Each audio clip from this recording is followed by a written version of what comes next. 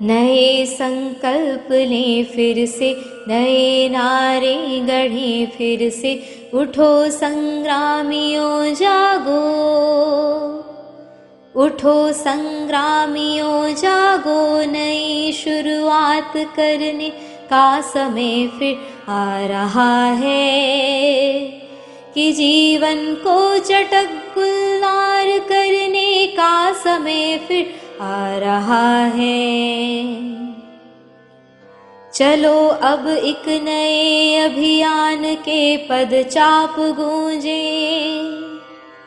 चलो अब एक नए अभियान के पदचाप गूंजे, मौत की सुनसान सूनी वादियों में फिर कि नूतन सर्जना के राग भर दें, शोक गीतों भरी इन घाटियों में फिर दरकती हिमशिलाएं, दरकती हिमशिलाएं, सर्दियों के बाद हरदम ही वसंत आता रहा है,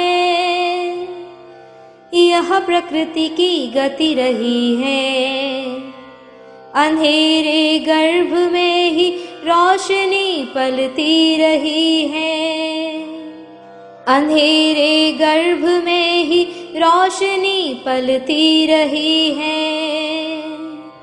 पराजय झेलने पर भी शिविर में न्याय की हरदम मशालें जीत की जलती रही है, पराजय आज का सच है, पराजय आज का सच है, समर तो शेष है फिर भी,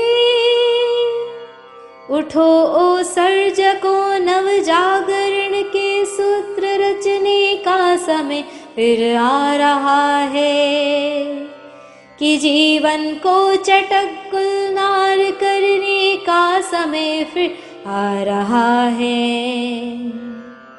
नए संकल्प लें फिर से, नए नारे गढ़ें फिर से, उठो संग्रामियों जागो, उठो संग्रामियों जागो, नई शुरुआत करने का समय फिर आ रहा है, कि जीवन को चटक गुलजार करने का समय फिर आ रहा है, फिर आ रहा है, फिर आ रहा है।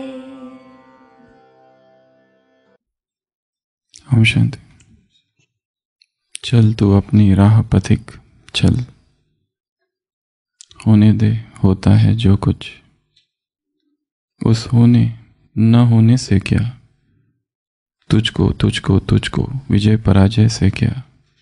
चल तू अपनी राह पथिक चल, मेघ उमड़ते हैं अंबर में, भंवर उठ रहे हैं सागर में, आंधी और तूफान डगर में, तुझको तो केवल चलना है, चलना ही है, तो फिर डर क्या।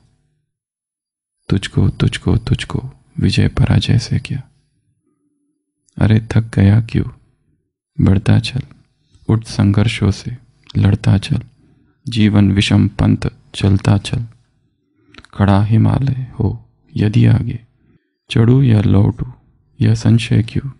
तुझको तुझको तुझको विजय पराजय से क्या। भट्टी का आज का कितवा 31वां दिन। यात्रा जारी रखनी है। चल तू अपनी राह पथिक चल, होने दे जो होता है जो कुछ, उस होने न होने से क्या। तू चालू रह। जो भी नए अभियान नई क्रांतियां होगी उसमें संघर्ष होगा, हलचल होगी, बेचैनी होगी, वो सब होगा जो अब तक हुआ नहीं था। क्योंकि जब तक बेचैनी नहीं, जब तक हलचल नहीं, तब तक क्रांति होती ही नहीं। इंटेंस एक्टिविटी के बाद ही शांति आती है, स्थिरता आती है। पहले से ही स्थिरता है तो शायद परिवर्तन नहीं। भगवान वाच्य है कुमारों के प्रति, कुमार अर्थात कुछ भी असंभव नहीं। कुमार अर्थात कमाल करने वाले। तो हमारी यात्रा कहाँ तक पहुंची है? 39 तक। जब तक इतिहास का अध्ययन नहीं किया जाए तब तक अतीत में हुई हुई गलतियां फिर हम दोहराते रहेंगे। जो अतीत में हुआ है उससे हमें सीखना है। जो अतीत में हुआ है उसको फील करना है। जो अतीत में हुआ है उसको अभी जीवन में लाना है। जो सबक, जो पाठ, जो लेसन्स पास्ट ने पढ़ाए हैं वो बहुत महत्वपूर्ण है। यज्ञ के इतिहास को भूल जाओ, हमारे अपने जीवन के इतिहास को यदि हम देखें तो इस जीवन ने हमें बहुत कुछ सिखाया है। हर परिस्थिति हमारी टीचर रही है।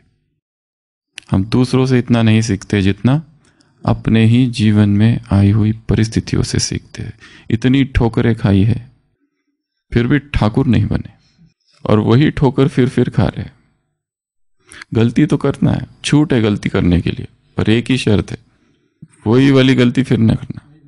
नई गलती करो कुछ, पर हम लोग नई गलती नहीं करना चाहते, वही पुरानी वाली गलती, वही पुरानी गलती। एक स्कूल में अचानक सरप्राइज विजिट होती है। स्कूल के इंस्पेक्टर आ जाते हैं और कहते हैं कि मैं एक प्रश्न पूछना चाहता हूं। बोर्ड पर प्रश्न लिख देता है। स्कूल के जो टॉप मोस्ट 3 विद्यार्थी है, जो हमेशा फर्स्ट, सेकंड और थर्ड आते हैं, वो एक एक आओ, इसका उत्तर लिखो। पहला विद्यार्थी आता है, उत्तर लिखता है, जाता है।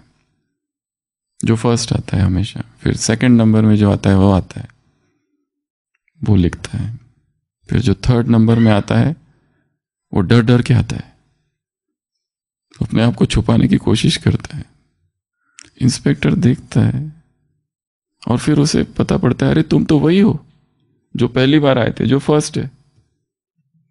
तुम वापस 3 नंबर में क्यों आ रहे हो? वो कहता है कि गांव के बाहर क्रिकेट मैच चल रही है, इसलिए जो थर्ड नंबर का विद्यार्थी है उसने मुझसे कह के गया कि मेरी जगह पर कुछ काम हो तो तुम कर लेना, अगर आवश्यकता पड़ी तो। इसलिए मैं फिर आ गया। इंस्पेक्टर एकदम गुस्सा हो जाते, तो ये क्या चल रहा है स्कूल में? कोई किसके जगह पर बैठ के काम कर रहा है? ऐसे कैसे स्कूल है ये? वो टीचर को कहता है कि तुम क्या कर रहे हो यहां पे, आपको देखना चाहिए, ये झूठ बोल रहे हैं बच्चे। वो कहता है मैं स्कूल का टीचर नहीं हूं। स्कूल का टीचर क्रिकेट मैच देखने गया है जो बाहर हो रही है गांव के। कहता है टू मच, सीधा हेडमास्टर के पास। ये हो क्या रहा है स्कूल में? टीचर्स, बच्चे झूठ बोलते हैं, टीचर्स भी झूठ बोलते हैं। कैसे शिक्षक है आपके स्कूल के? वो कहता है मैं अपना रिपोर्ट गलत लिखूंगा, वो लाओ रजिस्टर, सारा लिखूंगा उसके ऊपर। वो कहता है 1 मिनट रुको। यहां का हेडमास्टर मैं नहीं हूं, वो तो क्रिकेट मैच देखने गया है। तो कहते मुझे क्या करना है, मैं भी थोड़ी ना यहाँ का इंस्पेक्टर हूं। जो आने वाला था वो तो क्रिकेट मैच देखने गया। तो ये जो संसार है इसमें इसी तरह की शिक्षाएं है।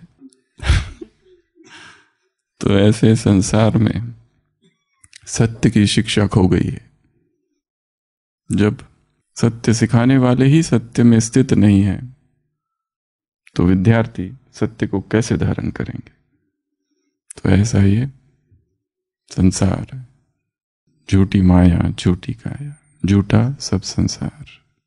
ऐसे संसार में एक ऐसे स्कूल की स्थापना, ऐसे संसार में एक ऐसे विश्वविद्यालय की स्थापना, ऐसे संसार में एक ऐसे समूह, एक ऐसे कम्युनिटी की, एक ऐसे कम्यून की स्थापना जो है बहुत छोटा सा कम्यून, पर वो विश्व कम्यून बनने वाला है। बहुत छोटी सी community, Karachi small community turning into world community, जो कि विश्व की कम्युनिटी बनने वाली है बहुत छोटा संगठन, परंतु वो वैश्विक संगठन बनने वाला है। तो वहाँ की नींव कितनी शक्तिशाली होनी चाहिए। वहाँ के एक एक विद्यार्थी विश्व का आधार बनने वाला है। एक एक स्टूडेंट स्कूल में जो बैठा हुआ है वो कितनों को संभालने वाला है भविष्य में। तो ऐसे की नींव कितनी शक्तिशाली होनी चाहिए। तो कल हमने देखा इन 31 दिनों में यात्रा हमने भारत से चालू की, फिर सिंध में आए, हैदराबाद में आए, साक्षात्कार, लौकिक जीवन, अलौकिक जीवन, साक्षात्कार, Kashmir retreat, post Kashmir retreat, फिर सत्संग, और फिर उसके बाद में ओम हाई स्कूल, उसके बाद में एंटी ओम मंडली, भाई बूंद कम्युनिटी, जिसका दूसरा नाम है भाई बूंद कम्युनिटी। फिर उसके बाद में छोटे छोटे विघ्न, बड़े बड़े विघ्न, और विघ्न आए चले गए, विघ्न आए चले गए, सब कुछ हो रहा है। पर इस बीच में बहुत सारी सेवाएं भी हो रही है एक सूक्ष्म रीति से, क्योंकि ये जो डेट्स है ये सब उसी समय की डेट्स है जब ये सारी हलचल भी चालू है एक तरफ। तो अर्थात जो संडे की मुरली में भी था, जीवन में कितनी भी हलचल चालू रहे पर सेवा को नहीं छोड़ना है, जो दिनचर्या है उसको नहीं छोड़ना है, चाहे कुछ भी होता रहे, अमृत वेला जारी रहे, मुरली चिंतन चालू रहे, और सेवा जो रूटीन सेवा है उसको छोड़ना नहीं। ये सोचना कि ये सेवा छोड़ के मैं थोड़ा योग करूं या फिर उसका चिंतन करूं परिस्थिति का, उससे नहीं होगा।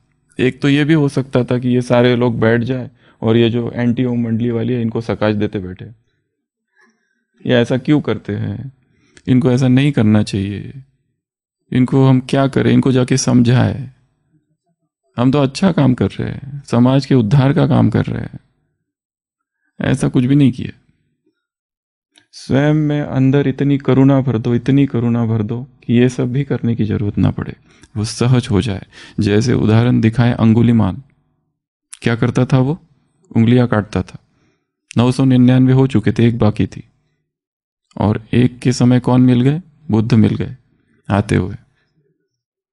काम अभी पूरा होने वाला ही है पर गड़बड़ हो गई पूरी। बुद्ध के संपर्क में आते ही परिवर्तन। अब रियल स्टोरी तो इसके आगे है।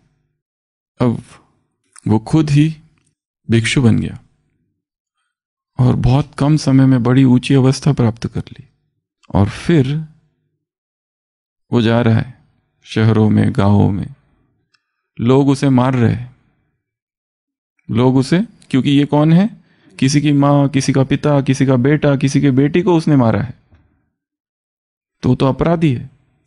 पर वो जा रहा है, पर वो उनसे माफी भी नहीं मांग रहा है। एक तो ये अवस्था थी कि मुझे माफ कर दो, मैं अज्ञानी था, अब मुझे ज्ञान मिल गया है, अब मैं ज्ञानी हूं।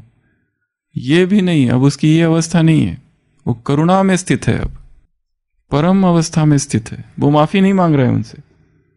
इतना हृदय में प्रेम है, इतना प्रेम है कि वो जो कुछ कर रहे हैं उसके साथ, वो उसे प्रेम की भी अभिव्यक्ति लग रही है उसको। ये अवस्था, ये उस जो अवस्था है कि मैं माफी मांगू और फिर उसको सकाश दूं, ये भी एक नीचे की अवस्था है। इसके भी ऊपर अवस्था है। ब्रह्मा जाके किसी के पास दादा लेखराज ने कुछ ये नहीं कहा कि तुम मुझे ऐसा ऐसा करते हो, मैं तो बहुत अच्छा हूं, भूल गए मैं पहले क्या था, तो तुमको नहीं लगता मेरे में कुछ हुआ है चेंज, जरूर कोई शक्ति ने ओवरटेक किया है। ऐसे कोई एक्सप्लेनेशन कुछ भी नहीं दिया जाके कि मैं तो दूसरा था ना, कुछ तो हुआ ना, और जो हुआ वो मेरा नहीं है, कोई भी एक्सप्लेनेशन नहीं दिया। तो ये अवस्था। फिर वो सारे दंगे सब हुए और फिर कराची आ गए, और कराची में हमने देखा बहुत सारे बंगले ले लिए और वहां रहने लगे। अब संसार की निगाहों से दूर, संसार की आवाजों से दूर तपस्या चालू हुई। The deep study begins. Study कहाँ होती है? एकांत में। स्टडी कहाँ होती है? मौन में। मुरली का अध्ययन, मुरली का चिंतन कहाँ करना होता है? एकांत में, चुपचाप। संगठन में डिस्कस करना उसके अपने फायदे हैं, पर रियल स्टडी जो होती है उसके लिए क्या चाहिए? अत्यंत एकांत, एक मौन की अवस्था चाहिए, तो ही स्टडी होती है। और एक चीज, जो एक एक बंगला खरीदा था, एक किताब में एक एक का रेंट भी लिखा हुआ है, 275 रुपीज पर मेंशन। वो एक एक जो बड़ा बड़े बंगले थे उसका 275 हर महीने का उसका रेंट था। इसलिए वो जो भाई बहन कम्युनिटी वाले थे उनको ये देखकर बड़ी खुशी होती थी कि एक न एक दिन इनके पैसे खत्म तो होने ही है, क्योंकि सोर्स कोई है ही नहीं इनकम का। और उन्होंने अखबार में ये भी डाल दिया था कि इनको कोई भी चंदा, डोनेशन नहीं देना। कराची में ही क्यों गए ये लोग? ये भी एक दूसरा प्रश्न है, इसके अलग अलग उत्तर हो सकते हैं। कुछ रिलेटिव्स है, अगर विश्व रतन दादा से कहो, पूछो तो वो कहते मेरे लिए आए हैं। क्यों आए? मेरे लिए, क्योंकि उनका जन्म ना तो कराची में हुआ ना तो हैदराबाद, वो कहीं बीच में एक गांव में थे और उनके पिताजी टीचर थे, ट्रांसफर होके कराची चले गए। और वो गए भी क्यों यहाँ पर? क्योंकि रोज अखबारों में इतना पढ़ते थे, इतना पढ़ते थे, इतना सब कुछ विरोध भी लिखा हुआ है। अच्छा ही लिखे, इसका मतलब यही देखने के लिए क्या ऐसे वास्तव में इतने खराब लोग हैं संसार में, इतना जिनके विरोध में लिखा हुआ है, ये देखने गए। और वो तो है ही, फिर जो इसमें अंदर घुसा, ब्रह्मा कुमारी में एक बार आने के बाद में मुक्ति असंभव है। वो तब भी सही था और अब भी सही है। एक बार जो इसमें आया वो गया। वापस अब बाहर जाने का कोई मार्ग नहीं, स्वर्गवासी। इसलिए उस दिन भी वो बुद्ध की स्टोरी सुनाई थी ना, जो पूछना है अभी पूछ लो। तो अभी रियल साधना यहां चालू हुई।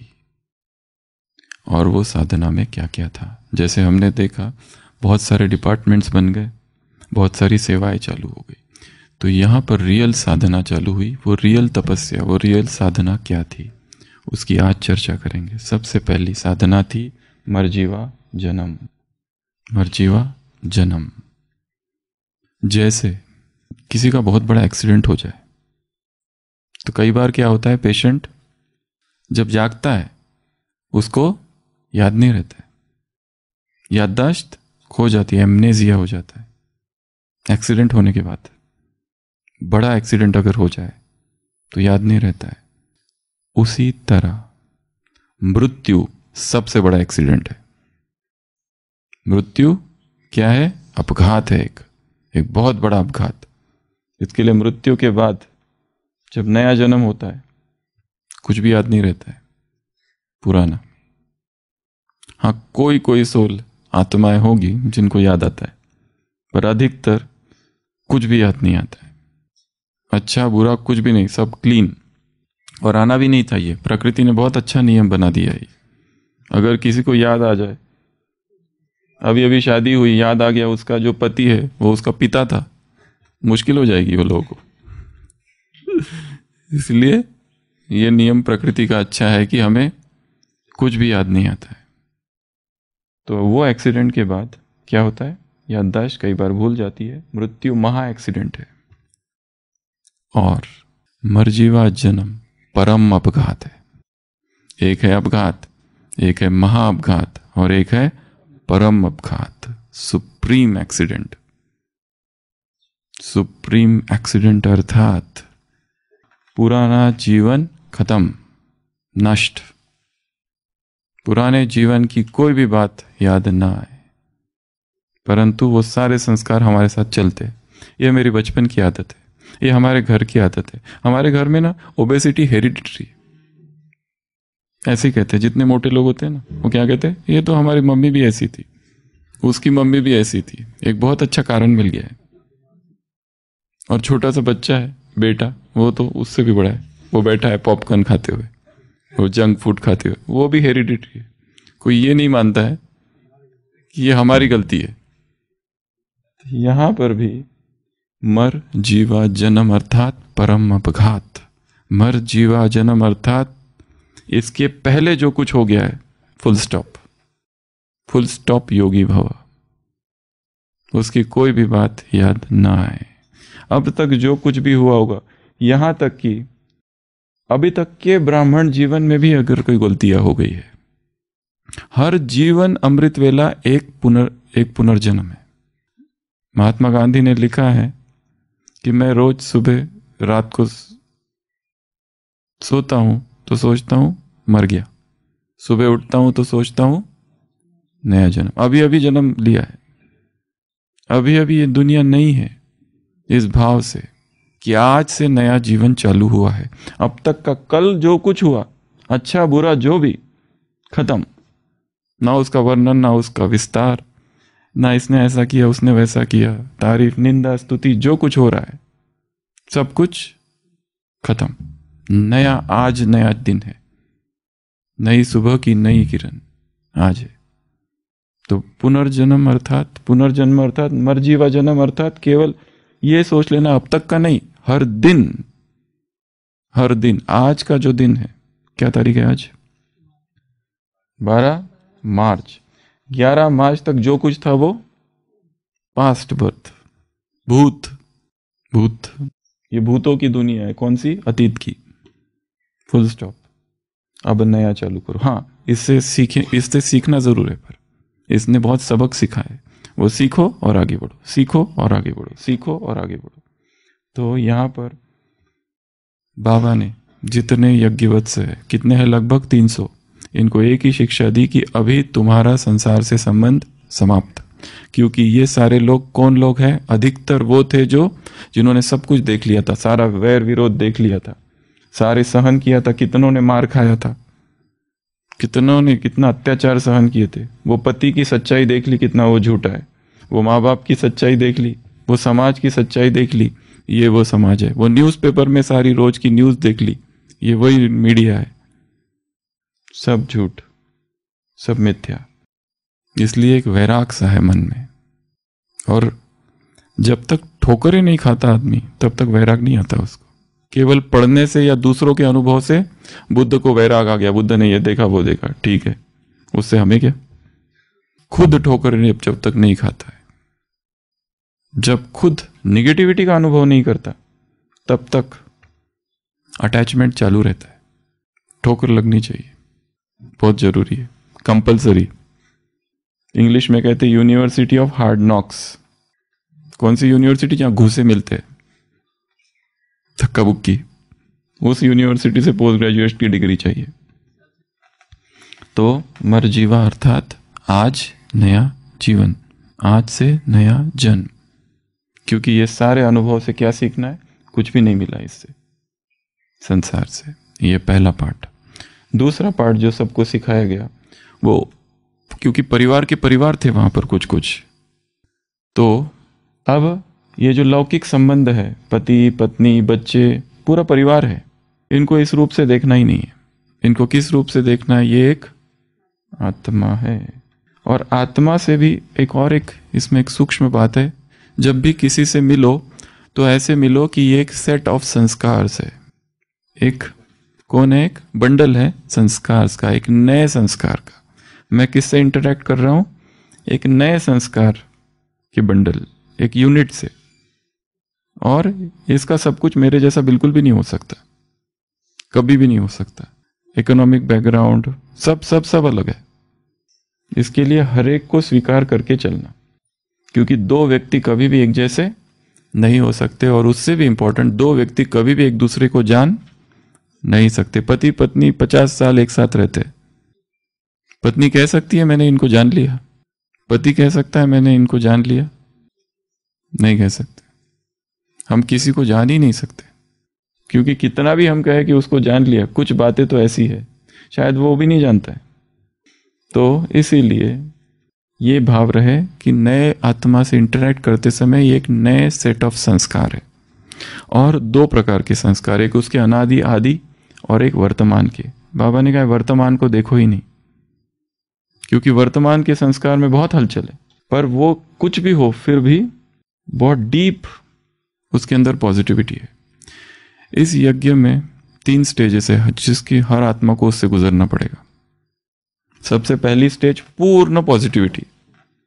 नए नए ज्ञान में आए, बाबा बाबा बाबा बाबा, मधुबन मधुबन मधुबन, इतनी पॉजिटिविटी, ड्रामा क्या, भाग्य, ब्राह्मण परिवार, टोली, बाबा दादिया, मुरली, स्वर्ग से अच्छा है ऐसा परिवार और कहाँ ही नहीं, कहीं पर भी नहीं। सारी भटकन दूर हो गई, अतीन्द्रिय सुख में उड़ रही है। पाना था सो पा लिया और कुछ बाकी नहीं। तार मिली अलीफ को, हुआ रेल का राही, ट्रेन में बैठे बैठे जैसे मैं ही हूं जो जा रहा है वापस संसार उधर छोड़ के बाबा मिलन में। बाबा आहा आहा, इतनी खुशी, क्या करूं इस खुशी का। एक एक को पकड़ के ट्रेन में जाते समय कोई एक व्यक्ति ना छूटे, किसी को नहीं छोड़ूंगा, सबको ज्ञान दे के सुन रहूंगा। प्रजा बनाने का भी नहीं, खुशी इतनी है कि जो मुझे मिला सबको मिलना चाहिए, जो मुझे मिला कोई भी ना छूटे। एकदम जोश, क्या करूं और क्या नहीं। कापारी खुशी, कापारी नशा, ईश्वरीय नशा, खुमारी, इलाही मस्ती, मौलानी मस्ती, नारायणी नशा, इंटॉक्सिकेशन, वो एक अवस्था है। फिर एक ये अभी थोड़ा सा ब्रैकेट कंप्लीट नेगेटिविटी। यहां से आत्मा फिर इस डार्कनेस में प्रवेश करती है। जब वो यहां वो सब कुछ देखना चालू करती है जो संसार में है या उससे भी कंप्लीट नेगेटिविटी। और यहां पर ही कई लोग दुखी हो जाते हैं, दिल शिकस्त हो जाते हैं और यहीं अटक के रह जाते हैं और इसी को सत्य मान लेते। और वो जो पहली अवस्था थी वो तो अब गई, उसका तो अब कोई नाम निशान नहीं है, वो पूरा हो गया। अब यहां ज्ञान योग सब भस्म हो जाता है, खत्म। और रहता है इसलिए कि मुरली में बैठो, जाओ, कुछ लिखो, वो सब ऊपर से सब रहता है, अंदर से सब खत्म हो गया है। क्योंकि इतना नेगेटिविटी देख ली है, क्योंकि यहां व्यक्तियों को देखा और व्यक्ति तो वही है कि कपड़े बदल गए और बैच लगाने से संस्कार थोड़ी बदलते हैं। बीके बना दिया किसी को, ब्राह्मण बन गया, कोर्स हो गया, उससे क्या, वो तो व्यक्ति तो वही है, आदत वैसी की वैसी है, उसमें कोई परिवर्तन नहीं है। वो पहले उधर थी अब इधर है, सेम। हाँ, खाली उसको टिकट मिल गई है, पास एक मिल गया है, वो उधर एंट्री हो जाएगी उसकी स्वर्ग में, परंतु कहां उसको पद मिलेगा। एक दूसरा प्रश्न है आप सबसे, इस सृष्टि में 2 बार विनाश होता है, एक अर्ध विनाश, एक पूर्ण विनाश। त्रेता के अंत में अर्ध विनाश और संगम के बाद पूर्ण विनाश। तो ये जो अर्ध विनाश होता है, इसमें क्या देवताएं सफर करेंगे? क्या उनको दुख होगा? होगा, वो भी मरेंगे। क्यों? कौन से? जो अंत में आने वाली आत्माएं हैं, क्योंकि त्रेता कब अंत हुआ है इसकी कोई तारीख थोड़ी ना है। तो वो जो लास्ट में आने वाले हैं, उन्होंने तो झूठ बोलना, पाप करना वहीं से चालू कर दिया है, तो दे विल सफर। महल टूटेंगे और कोई दबेगा भी नीचे। जरूरी है कि सफर महल टूटे और हम सुरक्षित रहे क्योंकि हम देवता है, ऐसे थोड़ी ना है। तब तक तो बहुत पतितपना सब चालू हो चुका है, यहां पर ही, यहीं पे सब कुछ चालू हो गया है। तो दे विल ऑल्सो सफर। और ये कौन आत्माएं होगी? ये यहां वाली जो इस डार्कनेस में है, जिनके मन में पूरी निगेटिविटी समाई हुई है, जो दूसरों को आगे नहीं बढ़ने देना चाहती, ना खुद ज्ञान योग करते हैं, और हम नहीं करते तो दूसरे क्यों करेंगे। हम नहीं करना चाहते तो दूसरे क्यों करें, इसमें दुख होता है। पर ये हुआ भी क्यों? क्योंकि इतना सब देख लिया है, इसकी वजह से सब नेगेटिव। हर चीज में पॉलिटिक्स, हर चीज में गड़बड़ है, हर चीज में कुछ ना कुछ। परंतु यही सत्य नहीं है। हमने कहा 3 स्टेजेस है, तीसरी स्टेज है संपूर्ण पॉजिटिविटी की। यहां तक बहुत कम लोग पहुंच पाते। दादियों की ये स्टेज है, वो भी इसी यज्ञ में, वो भी सब यही है, परंतु अप्रभावित। उनको भी ऐसा नहीं कि कुछ पता नहीं है, हर चीज पता है उनको तो, पर वो सब पता होते हुए भी कंप्लीट निश्चय, कंप्लीट पॉजिटिविटी। तो हर आत्मा जो इस यज्ञ में प्रवेश करेगी उसको 3 स्कूल से गुजरना पड़ेगा। खाली एक लक्ष्य रखना है कि ये 2nd school of thought, 2nd वर्ग में, 2nd कक्षा में यहीं नहीं रुक जाना। यहां भले अंधकार दिख रहा है पर ये ऊपर का है, और ये अंधकार भी जरूरी है। किस लिए जरूरी है? एंटी ओम मंडली कमेटी की क्यों आवश्यकता है? वो नहीं होती तो ये इतने मजबूत होते, इतने वैराग आता, लोक लाज से परे हो जाते? बिल्कुल नहीं। ये इनकी भी बहुत आवश्यकता है। किस लिए? एक तो हिसाब किताब चुकतू हो रहा है, दूसरा हम परिपक्व हो रहे हैं, तीसरा धारणाएं मजबूत हो रही है, वैराग पैदा हो रहा है। और जो हार से अहंकार उत्पन्न हुआ है, नहीं, जीत से जो अहंकार उत्पन्न हुआ है, उसे तोड़ने के लिए माया की बहुत आवश्यकता है। निंदा की आवश्यकता किस लिए है? जो स्तुति से अहंकार उत्पन्न हुआ है कि मेरे जैसा योगी दूर दूर तक दिखाई नहीं देता है कोई। मैं ही मैं हूं, क्या करूं, कितनी महिमा करूं खुद की, मेरे जैसा कोई है ही नहीं। और जो मेरी महिमा करता है वो तो एकदम गले लगा लेता हूं उसको। आप एकदम योगी जैसे दिखते हो, 1 मिनट बैठो, और क्या क्या दिखता हूं। बैठो, टोली खा के जाओ, ऐसे थोड़ी ना जाने देंगे आपको। बाकी आते रहना, ये मेरा नंबर है, पर्सनल नंबर, बाकियों के पास नहीं है, तुम रखना पर। अच्छी अच्छी बात है, ज्ञान की चर्चा होती रहे, इससे भी फायदा। ये जो अहंकार, हर स्तुति अहंकार पैदा करती है, हर सफलता अहंकार पैदा करती है, सेवाओं का विस्तार अहंकार पैदा करता है कि हमने ये सेवा की, हमने इतने कुमारों को तैयार किया, इतनी कुमारियों को तैयार किया। इस अहंकार को तोड़ने के लिए क्या चाहिए? हथौड़ा, थोड़ी सी निंदा चाहिए। इससे निंदा व्यक्ति को अंतर्मुखी बनाती और स्तुति बाह्यमुखी बना देती। यह निंदा का बड़ा अच्छा गुण है। निंदा क्या करती है? अंतर्मुखी। चाहे वो निंदा सच हो या झूठ हो, उससे कोई मतलब नहीं, पर अंतर्मुखी व्यक्ति बनता ही है। नो नियर रखना चाहिए, एकदम घर के अंदर, रूम पार्टनर ही बना के रखो, घर के अंदर, घर के पास नहीं, रूम पार्टनर। निरंतर जो जगा के रखे, जो तुम्हारी पर निरंतर ध्यान रखे, क्या कर रहे हो क्या नहीं करते हो, मतलब तुम सो ही नहीं सकते।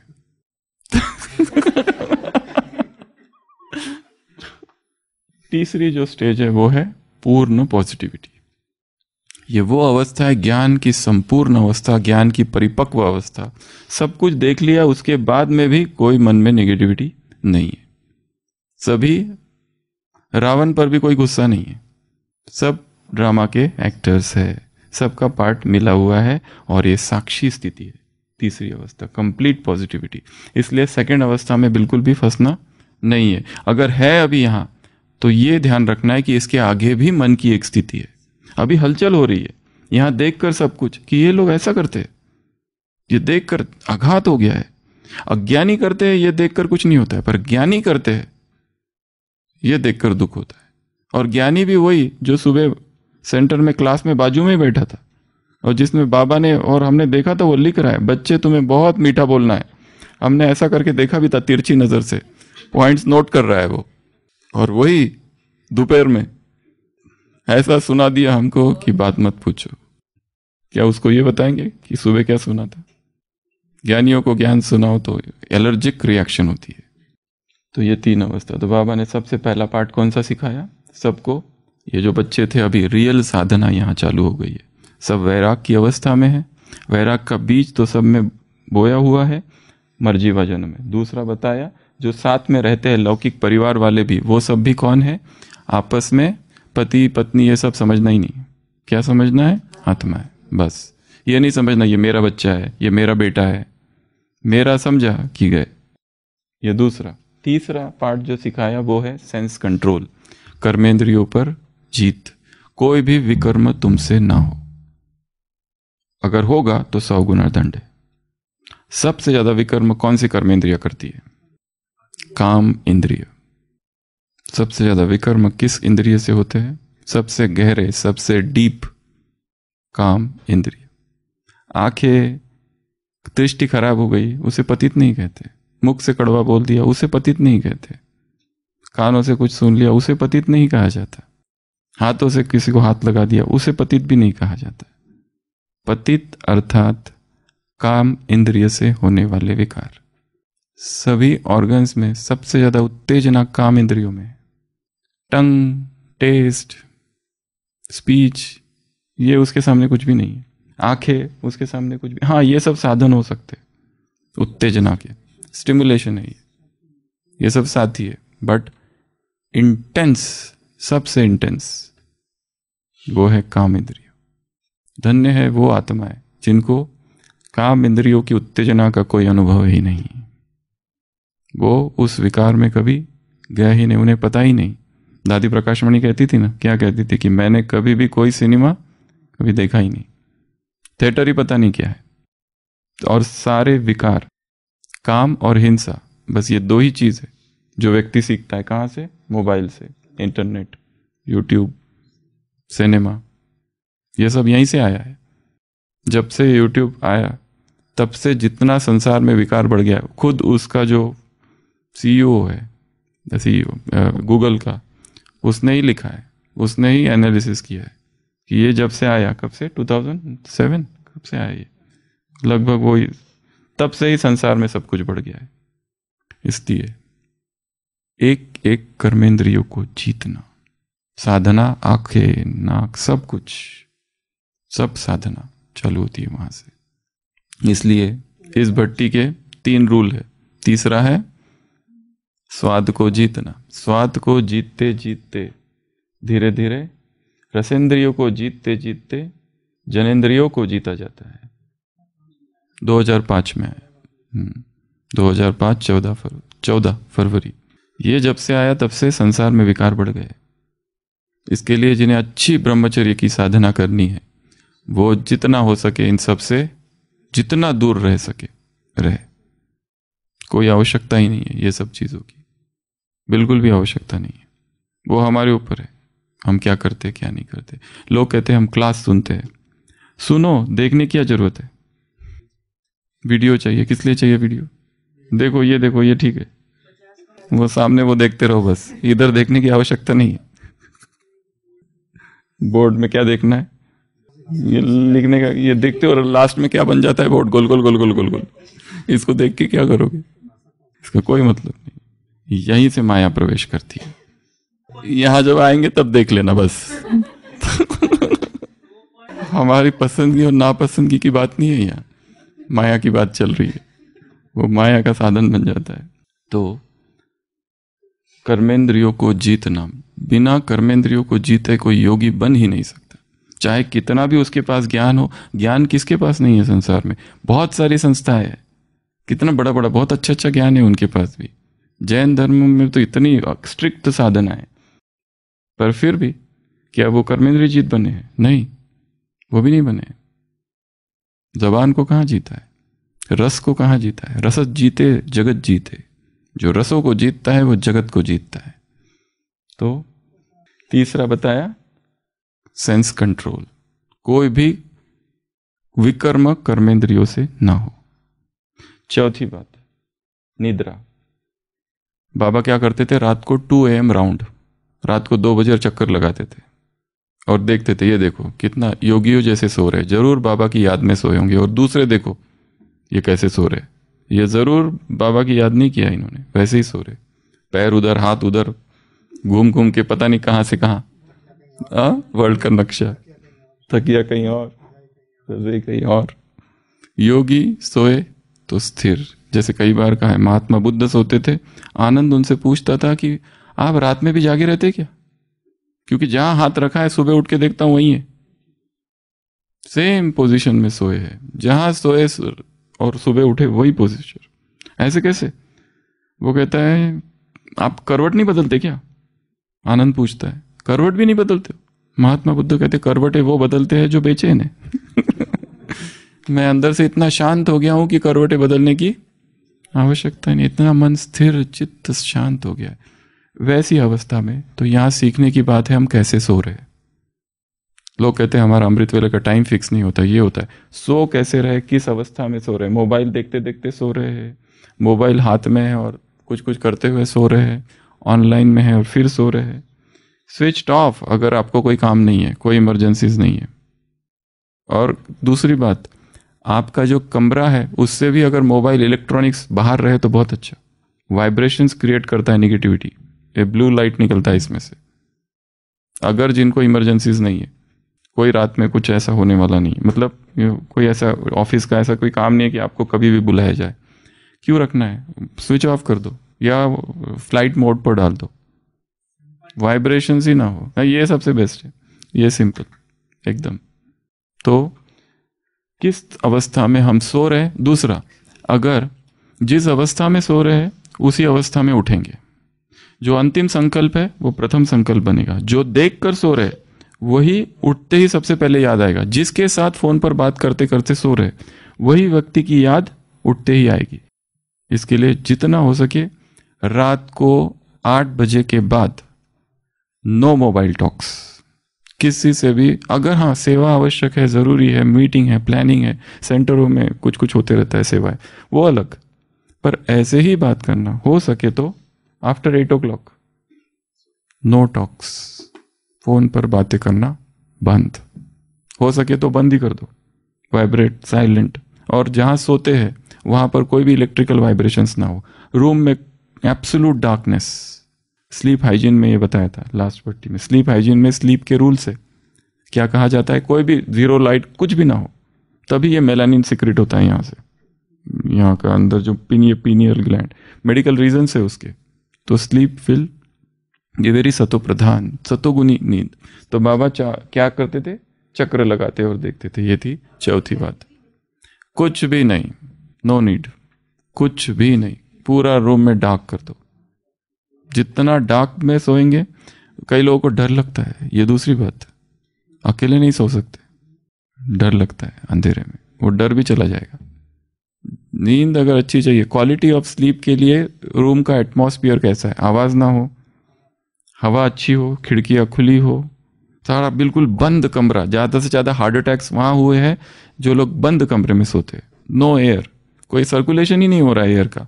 कई रूम्स ऐसे हैं कि वेंटिलेशन ही नहीं है, वेंटिलेशन में रूम्स दोनों तरफ खिड़कियां चाहिए, हवा आती रही जाते रहे कमरे में जहां हम सोते हैं, fresh air, no electronics, no lights, total darkness. ये नींद स्लीप हाइजीन में आता है ये सब।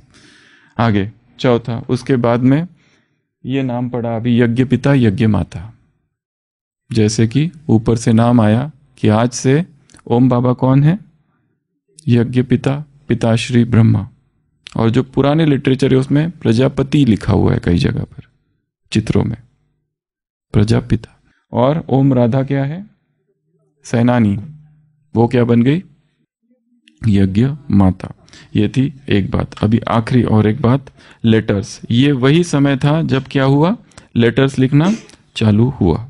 कहाँ कहाँ लेटर्स लिखे गए, कहाँ कहाँ लेटर्स लिखे गए, ये 2-3 चीजें बता रहे हैं बस, फिर पूरा करते हैं।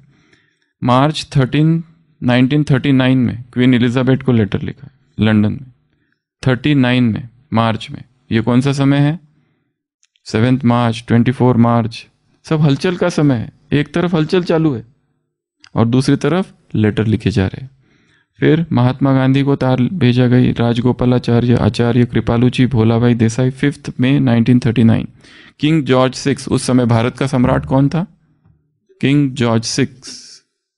जबकि विश्व युद्ध अभी सितंबर, कल बताया था, रूल ऑफ 6, विश्व युद्ध वर्ल्ड वॉर 2 का रूल क्या बताया, कब से कब तक चला, 6 साल 1 दिन, 1 सितंबर से 2 सितंबर तक, 39 से 45 तक।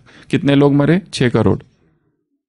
कितने लोग थे, किस किस के बीच था, 3 उधर 3 इधर, जर्मनी, इटली और जापान एक तरफ, यूनाइटेड स्टेट्स, यूके और सोवियत यूनियन एक तरफ। तो रूल ऑफ 6 है ये, 3 इधर 3 इधर, ये हो गए 6 करोड़ लोग मारे गए टोटल, 6, और 6 साल 1 दिन ये युद्ध चला। तो अभी संसार में युद्ध चालू है, तब ये सब कर रहे हैं, सेवाएं चालू है, तपस्या जारी है, संसार में हलचल हो रही है। किंग जॉर्ज 6 को लेटर लिखा गया 2 मई 1947 में, ये थोड़ा आगे लिखा गया। फिर 23 जुलाई 38 में मिस पिगट को ये लेटर लिखा गया। वो कौन थी, state prevention of cruelty to animals की हेड थी वो। उसको कहा गया कि आप लोगों को देखो, जानवरों का अत्याचार ना हो, पर यहाँ तो बहनों पर अत्याचार हो रहे, उसको ये सब लेटर में बताया गया। फिर इंटरनेशनल ऑल इंडिया कॉन्फ्रेंस थी रिलीजन की, कोलंबो श्रीलंका में, उनको एक लेटर लिखा गया 1 अगस्त 38। फिर महात्मा गांधी और टैगोर को अलग से लेटर लिखा गया 27 अगस्त 38। फिर पाकिस्तान के गवर्नर जनरल जिन्ना, उनको 1 अक्टूबर 47 इंडिपेंडेंस के बाद लेटर लिखा गया। फिर ऑल इंडिया वुमेन एसोसिएशन की जो हेड थी रानी राजवाड़े ग्वालियर में, उसको लेटर लिखा गया। लॉर्ड हेलिफैक्स को, सिंध के गवर्नर को, कराची के मेयर को invitation card, booklet, brochure, handbook, questionnaire, ये सब लिखा गया। और ये ओरिजिनल कुछ लेटर्स है ओम राधे की। सभी लेटर्स पर ओम राधे की साइन है। ब्रह्मा की साइन कहीं पर भी नहीं है। ये लेटर है महात्मा गांधी को लिखा हुआ लेटर, ये वाइसरॉय को लिखा हुआ लेटर, ये अलग अलग लेटर्स है। क्वीन एलिजाबेथ को लिखा हुआ लेटर।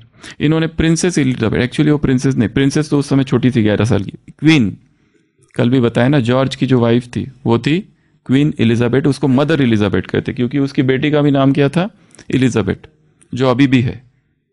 क्वीन एलिजाबेथ तो 2002 में शरीर छोड़ दिया। और जो निर्मल शांता दादी उसको लंदन में जाके मिली थी, वो बक्कल वाली स्टोरी, वो हम देखेंगे। दूसरी, फिर कहाँ का लेटर लिखे गए, किंग, जामनगर, जोधपुर, मंडी, ये इनके राजाओं को लेटर्स लिखे गए। तो ये सारे लेटर लिखे गए। और दूसरी बात, ये एक चित्र मिला है, ये बाबा का चेस है, जिससे दादा लेखराज ब्रह्मा बाबा चेस खेलते थे, ओरिजिनल, ये उसमें रखा हुआ है चेस। और एक ये दूसरा, ये डायरी है। और ये चप्पल है जो पहनते थे, ये चप्पल है जो पहनते थे। इसमें लिखा है the children could always hear coming with his wooden slipper. वो आते थे तो आवाज सुनाई देती थी लकड़ी का, तो खड़ा हो। तो ये अभी भी है। और ये एक लेटर है जो नलिनी बहन जी को लिखा था बाबा ने, हिंदी, रिटर्न ओवर सिंधी, मतलब उसमें लिखा हुआ है हिंदी में भी ये। तो ये कुछ यादगार वगैरह यज्ञ की है।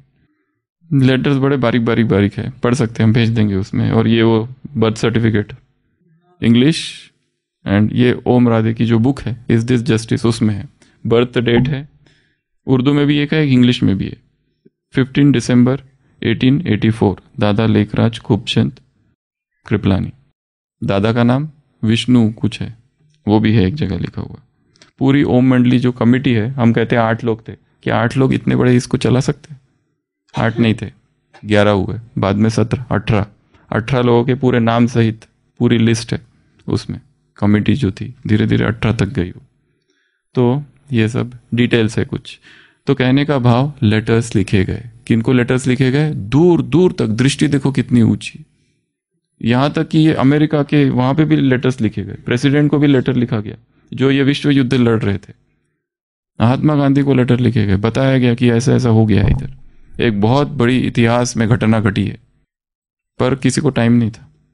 एक्नॉलेज भी किया, बहुत अच्छा, चलने दो आए है ना भगवान, आने दो, हम भेजेंगे बाद दूसरों को, खुद नहीं आए। तो ये इससे सीखने की बात एक है, लेटर राइटिंग। ऐसा कोई एरिया ना हो जहां हम रहते हैं वहां जहां सेवा ना हो। एक चार्ट बनाओ अपने एरिया का, मैप निकालो इंटरनेट से, जहां रहते हो उसमें सारे medical colleges, pharmacy colleges, engineering colleges, church, कौन सा एरिया है और कौन सा व्यक्ति है जो बचा हुआ है। जैसे इन्होंने कितना स्टडी किया होगा ये सब के लिए, इतना सब निकालने के लिए, उनका एड्रेस, फिर उनको लेटर, फिर अच्छा गोल्डन बॉर्डर, डेकोरेशन, हाथ से लिखना, वो पूरा फॉर्मेट, उसका प्रूफ रीडिंग सब करके फिर भेजा होगा ना। ऐसे थोड़ी ना भेज देंगे क्वीन एलिजाबेथ को लेटर कितनी तैयारी की होगी उसकी, कितनी बार उसको कोई ग्रामेटिकल मिस्टेक ना हो। और ये इंग्लिश भी इतनी पावरफुल इंग्लिश है, कहीं कोई मिस्टेक नहीं है किसी इंग्लिश में। सारे लेटर्स इंग्लिश में लिखे गए, ओम राधे की हैंड राइटिंग है, नीचे साइन ओम राधे की। तो बहुत बड़ा काम किया गया, मेहनत है, तब सेवा होती है। साधन भी नहीं थे उस समय, तो हमारे पास तो सारे साधन है, फटाफट हम इंटरनेट से सारा ढूंढ लेते। पर तब जो किताबें लिखी गई, हमको बड़ा आश्चर्य लगता है। ये जो कल किताब दिखाई थी यहाँ पर, इज दिस जस्टिस, कैसे लिखी वो किताब, इतना डिटेल, एक एक चीज का उसमें वर्णन है, पूरा एफिडेविट, ये फिर ये लेटर गया, वो लेटर, सब वर्णन है इतना डिटेल में। कितना काम किया होगा ये लोगों ने बैठकर। एक किताब लिखना विदाउट ग्रामेटिकल मिस्टेक बहुत बड़ा काम है। अच्छा, ओम शांति।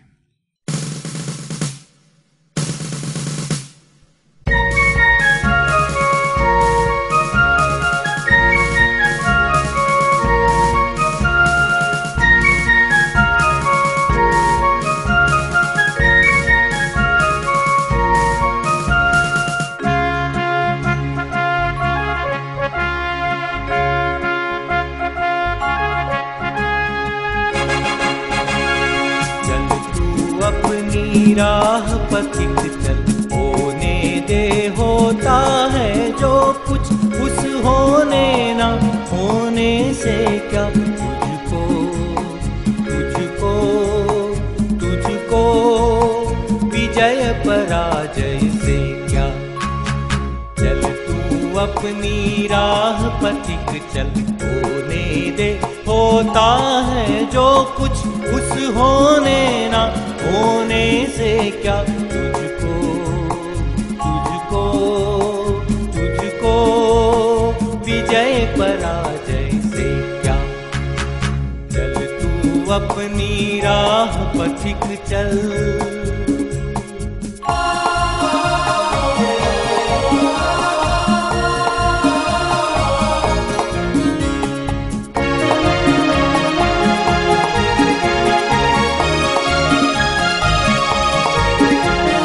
मेघ उमड़ते हैं अंबर में, भंवर उठ रहे हैं सागर में। आंधी और तूफान डगर में, तुझको तो केवल चलना है, चलना ही है तो फिर डर क्या। तुझको तुझको तुझको विजय पराजय से क्या। चल तू अपनी राह पथिक चल।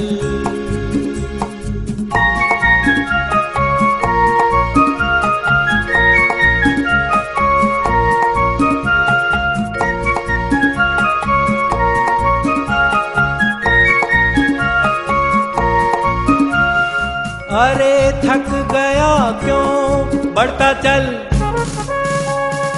उठ संघर्षों से लड़ता चल।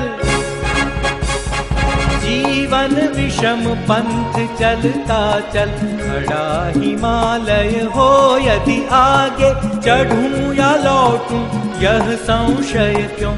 तुझको तुझको तुझको विजय पराजय से क्या। चल तू अपनी राह पथिक चल, होने दे होता है जो कुछ, उस होने ना होने से क्या। तुझको तुझको तुझको विजय पराजय से क्या। चल तू अपनी राह पथिक चल।